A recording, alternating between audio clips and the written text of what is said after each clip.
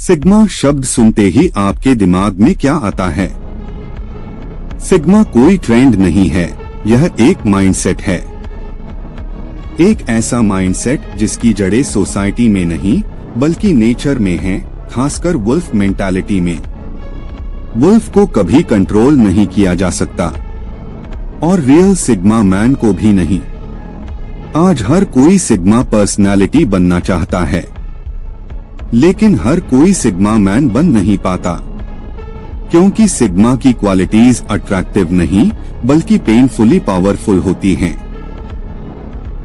ये क्वालिटीज आपके कैरेक्टर को इतना डीप बना देती हैं कि नॉर्मल इंसान उसे समझ ही नहीं पाता।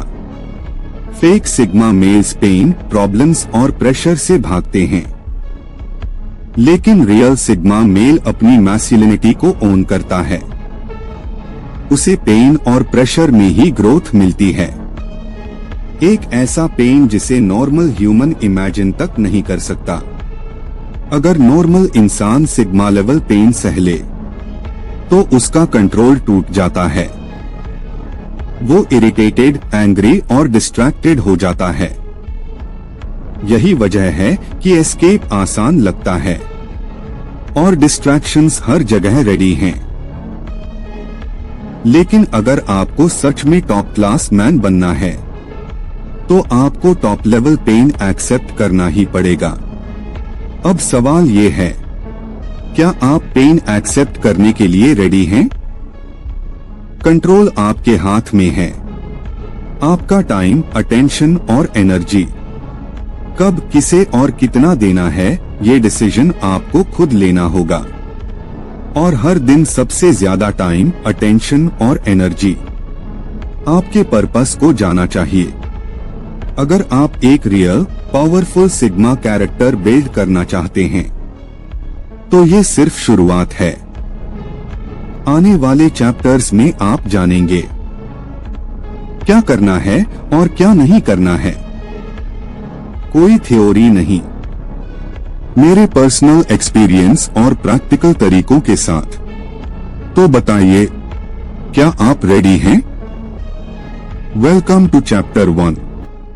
सिर्फ चुप रहना और लोगों को देखना ही सिग्मा मैन बनने का तरीका नहीं है। सिग्मा मैन की सबसे पहली और सबसे जरूरी क्वालिटी होती है तेज ऑब्जर्वेशन स्किल और एक संतुलित रहस्यमयी व्यक्तित्व। मान लीजिए आप एक हॉल में हैं जहां पार्टी चल रही है। सब लोग एंजॉय कर रहे हैं, हंस रहे हैं, बात कर रहे हैं। आप एक कोने में बैठकर लोगों की बॉडी लैंग्वेज को ध्यान से ऑब्जर्व कर रहे हैं। बाहर से यह सही लगता है, लेकिन यहाँ एक बड़ी गलती होती है। अगर आप सिर्फ चुपचाप बैठे रहते हैं और सही समय पर खुद को शामिल नहीं करते तो लोग आपको मिस्टीरियस नहीं बल्कि बोरिंग और अनइम्पोर्टेंट समझने लगते हैं। समझदार होना काफी नहीं है। अगर आपकी मौजूदगी से कोई फर्क नहीं पड़ता तो आपकी गैर मौजूदगी से भी कोई फर्क नहीं पड़ेगा। इस गलती से हमेशा बचना जरूरी है। ऑब्जर्वेशन का मतलब गायब रहना नहीं होता। आपको यह समझना होगा कि लोग क्या चाहते हैं, कैसे सोचते हैं और कब प्रतिक्रिया देना सही होता है।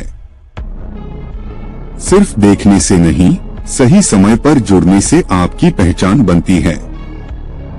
किसी भी सोशल इवेंट या फेस्टिवल में बिल्कुल चुप मत रहिए। कम बोलिए, लेकिन मतलब की बात बोलिए। आपकी बातें कम हो पर वजनदार हो। अब बात आती है सुनने की, लेकिन साधारण तरीके से नहीं। पूरे ध्यान से सुनिए। सामने वाले को यह महसूस कराइए कि आप सच में उसकी बातों में इंटरेस्ट ले रहे हैं। बीच में मत बोलिए, उसकी पूरी बात खत्म होने दीजिए।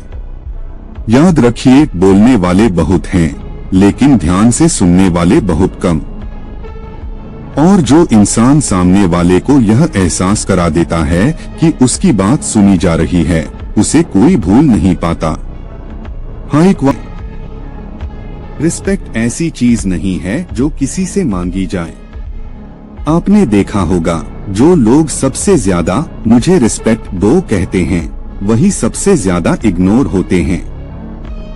और जो चुपचाप अपने काम, अपने स्टैंडर्ड्स और अपनी बाउंड्रीज पर खड़े रहते हैं, उनकी मौजूदगी ही काफी होती है।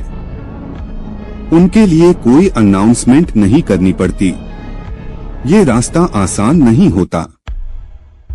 जब आप डिसाइड करते हो कि अब और कॉम्प्रोमाइज नहीं करूंगा, तब लोग बदलते हैं। कुछ दूर हो जाते हैं, कुछ आपको रूड कहने लगते हैं।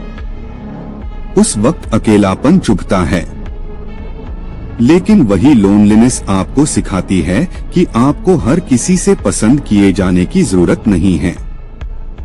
प्रॉमिस बस इतना है, अगर आज आप खुद के लिए खड़े होना सीख लेते हो, तो कल आपको खुद को एक्सप्लेन नहीं करना पड़ेगा। लोग आपकी आंखों में देखकर बात करेंगे, आपकी बात बीच में नहीं काटेंगे। और ये बातें हर जगह नहीं बोली जाती। ये वही बातें हैं जो आदमी रात के सन्नाटे में अपने आप से करता है, जब वो डिसाइड करता है कि अब भीख नहीं, अब वैल्यू और हाँ आप